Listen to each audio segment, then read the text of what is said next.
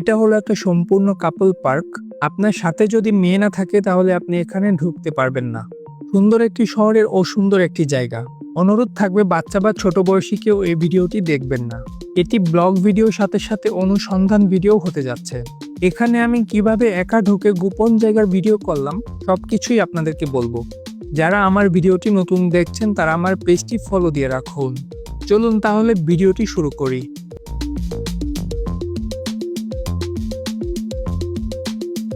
আসসালামু আলাইকুম। আজকে আমার গন্তব্য হলো খুলনায়। আপনারা যেখান থেকে এই গোপন জায়গাটিতে আসতে চান, আপনাকে প্রথমে চলে আসতে হবে খুলনা শহরে। আমি ঢাকা থেকে রওনা দিলাম। পদ্মা সেতু পার হয়ে প্রায় 4 ঘন্টার মধ্যে চলে আসলাম খুলনার শিববাড়িতে। এখান থেকে 20 টাকা সিএনজি করে চলে আসলাম টাইগার পেস্টের মোড়ে। তারপর সেখান থেকে অটোরিকশায় রূপসা সেতু বা খানজাহান আলী সেতুর নিচ দিয়ে লবণছড়া রোড দিয়ে একদম চলে আসুন রূপসা রিভার পার্ক বা ভূতের আড্ডায়। আমি এই মুহূর্তে আছি পার্কের সামনে। আমি টিকিট কিনে এখন পার্কের ভেতরে যাব। গেটের সামনে এটা কি কুকুরের ভাস্কর্য নাকি বাঘের ভাস্কর্য সেটাই বুঝতে পারিনি। প্রথমে ঢুকেই আপনারা এরকম একটা পরিবেশ দেখতে পারবেন। এই পার্কের জন্মলগ্নে এটা বাচ্চাদের জন্য সব থেকে জনপ্রিয় পার্ক ছিল, কিন্তু এখন আর এখানে কোনো বাচ্চারা আসে না। এখন এখানে শুধু পাখিরা আসে। এই পার্কের সাথেই আবার খুলনা ইকো পার্কের অবস্থান। এই পার্কের পুরোটা জুড়ে রয়েছে নানা রকম ভাস্কর্য এবং বাচ্চাদের খেলার জায়গা। এর পরিবেশ দেখে বোঝাই যায় এটা বাচ্চাদের অনেক পছন্দের জায়গা ছিল। শুরুতে ছিল এই পার্কের প্রবেশ মূল্য 20 টাকা, তারপর হলো 40 টাকা, আর এখন প্রবেশ মূল্য 150 টাকা। এই পার্কে নেই সুন্দর কিছু, নেই কোনো বসার মতো সুন্দর জায়গা। তবুও কেন প্রবেশ মূল্য এত বেশি? দেখতে থাকুন পুরো ভিডিও। এখানে এমন কিছু আছে যা দেখার পর আপনার চোখ কপালে উঠে যাবে। এখানে একটা সুড়ঙ্গ পথ আছে যেটা এখন আর প্রবেশ করা যায় না। অনেক পানি জমে আছে। এই পার্ক একদম জীর্ণশীর্ণ অবস্থা। কত বছর আগে এটা পরিষ্কার করা হয়েছিল তা আমার জানা নেই। প্রতিটা ভাস্কর্য ভেঙে গেছে, গাছ লতাপাতা হয়ে জঙ্গল হয়ে গেছে। আমি শুধু ভয় পাচ্ছিলাম কখন আবার সাপ বের হয়ে আসে। যেহেতু পার্কের নামের সাথে ভূতের আড্ডা আছে, তাই এখানে একটা ভূতের বাড়ি আছে। আমি আরেকটা সুড়ঙ্গ দিয়ে এখন এই ভূতের বাড়ির ভেতরে আছি। অনেক ভয়ানক ভাস্কর্য তৈরি করার চেষ্টা করেছে। অনেক আগে এখানে সাউন্ড সিস্টেম ছিল, এখানে ভৌতিক সাউন্ড শোনা যেত। এখন সেটাও নষ্ট হয়ে গেছে। ভিতরের অবস্থা তো একদম জঙ্গল, একটুও পরিষ্কার করে না এখানে। আর পরিষ্কার করেই বা কি হবে? এখানে কেউ তো আর ঘুরতে আসে না, সবাই ব্যবসার মিটিং করতে আসে। পার্টনার ছাড়া এখানে একা কিভাবে আসবেন? আমি একা এখানে কিভাবে ঢুকলাম সেটাই বলবো এখন আপনাদের। আমি খুলনা আসার পর এক ছোট ভাই আমাকে এই জায়গাটার কথা বলল। আমি তখন বললাম আমি এখানে যাব, কিন্তু সে বলল আমি নাকি একা ঢুকতে পারবো না। এত সহজে তো আমি হার মানবো না। চলে আসলাম টিকিট নিতে। কাউন্টার থেকে আমাকে বলল আপনি কি একা? কথাটা আমি না শোনার ভান করে বললাম ভাইয়া টিকিট দেন। তখন উনি বলল ভাই আপনি একা ভেতরে গিয়ে কি করবেন? একা একজনকে টিকিট দেই না, আর দিলেও আপনি ঘেটে ঢুকে পুরো পার্ক ঘুরতে পারবেন না।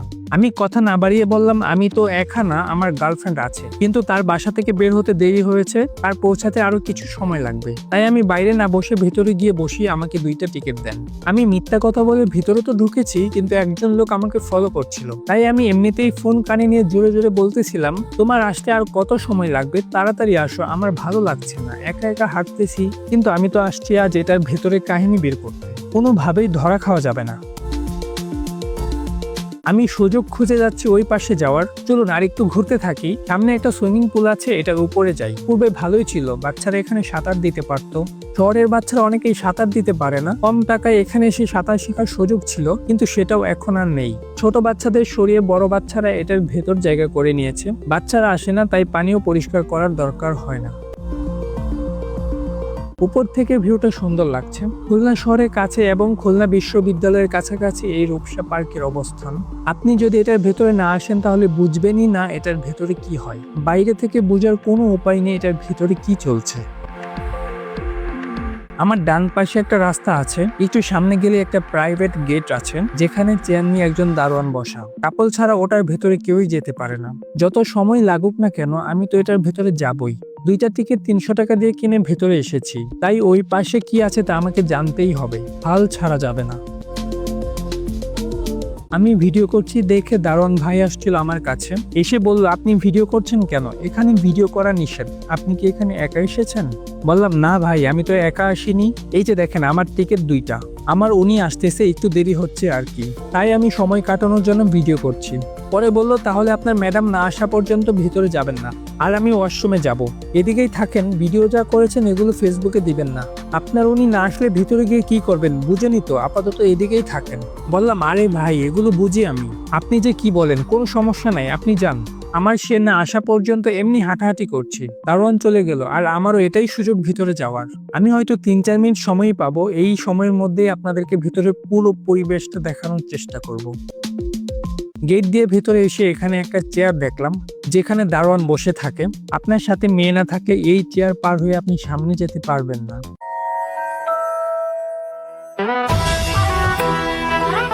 এখানে একসাথে এরকম 30টার মতো কবুতরের বাসা আছে, যেখানে কবুতররা বসবাস করে।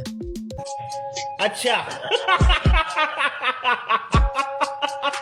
ভিডিওতে দেখে আপনারা সবাই বুঝে গেছেন, আমি আশা করি এটা নিয়ে বুঝিয়ে বলার মতো কোনো কিছু নেই। কবুতর জবাইয়ের পর টাটকা রক্ত ও নানা রকম উপাদান এখানে দেখতে পেয়েছি।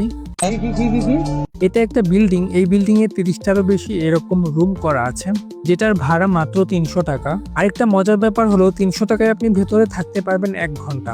যদি আরো বেশি সময় থাকেন তাহলে বের হওয়ার সময় টাকা দিতে হবে। ওপাশে ছিল রুমের মধ্যে আবদ্ধ, আর এ পাশে হচ্ছে প্রাকৃতিক পরিবেশ। ডানে বামে সামনে পিছনে এরকম অনেক রুম আছে, এগুলো ঠিক রুমও না, সামনের দিকটা খোলা, বাট উপরের জিনিসটা এত সুন্দর করে বানিয়েছে যে ভেতরে কে আছে বা কি হচ্ছে তা বাইরে থেকে বোঝার কোনো উপায় নেই। ভেতরে একটা ছোট মাছার মতো করা আছে। আমার ভিডিওতে অনেকজন চলে এসেছিল, আমি ওই ফুটেজগুলো কেটে দিয়েছি। আপনি তো সেলসেলায় বেচতে দেবেন। আমি এপাশে অনেকটা ঘুরেছি, এদিকে এই পার্কের অনেক জায়গা, একটা বড় পুকুর আছে, পুকুরের এপাশ দিয়ে এগুলো বানানো, ওই পাশে রয়েছে জঙ্গল, জঙ্গলে এমন ঘর করা আছে। আমি এদিকে আর সামনের দিকে গেলাম না, কারণ সামনে যত দূরে যাচ্ছি এরকমই রুম দেখতে পাচ্ছি, ভিন্ন কিছু নেই, সবগুলো প্রায় একই রকমই ডিজাইন। আমার মনে হয় এখানে 50টারও বেশি রুম আছে। প্রাকৃতিক পরিবেশ, তাই গরম লাগার কোনো সম্ভাবনা নেই। রুমের নিচে বড় পুকুর, তাই পানিরও সমস্যা নেই। নিঃসন্দেহে তুই ঠিক কথা বলেছিস।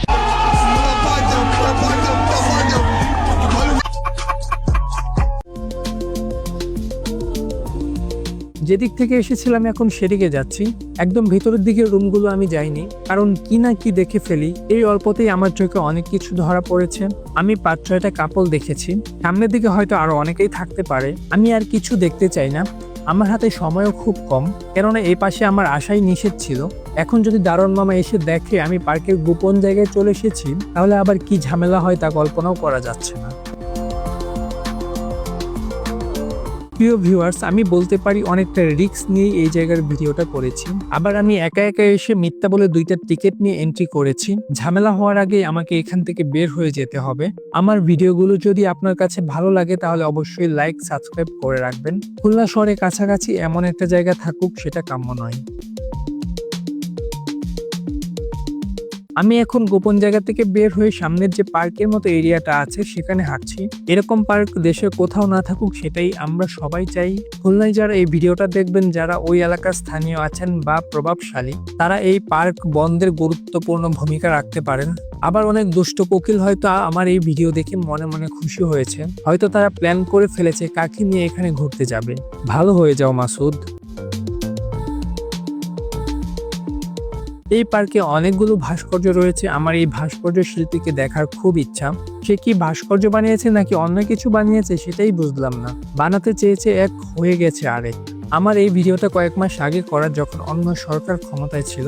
আমি যতটুকু খোঁজ নিয়েছি এই পার্কটি তখনকার প্রভাবশালী এক লোক পরিচালনা করতেন।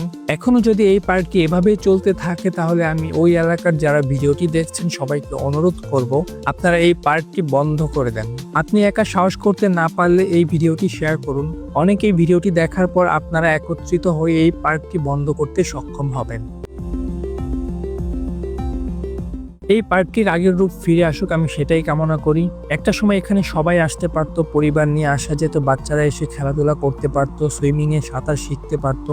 আমি আশা করব খুব দ্রুতই এই পার্কটি সুন্দর পরিবেশ হবে, পুকুরের ঘাটে বসে সুন্দর আড্ডা দেওয়া যাবে। এই পার্কের নাম রূপসা রিভার পার্ক বা ভূতের আড্ডা হলেও সবাই এটিকে কাপল পার্ক হিসেবেই চিনে। এর মধ্যে আবারও দারোয়ান মামা এসে খোঁজ নিল আমার সাথের জন্য কখন আসবেন। এখন আমি বলেই দিলাম মামা আমার মনে হয় আসবে না আর, কারণ সে আসার জন্য বাসা থেকে বের হয়েছিল, রাস্তায় তাকে কুকুরে ধরে খেয়ে ফেলেছে।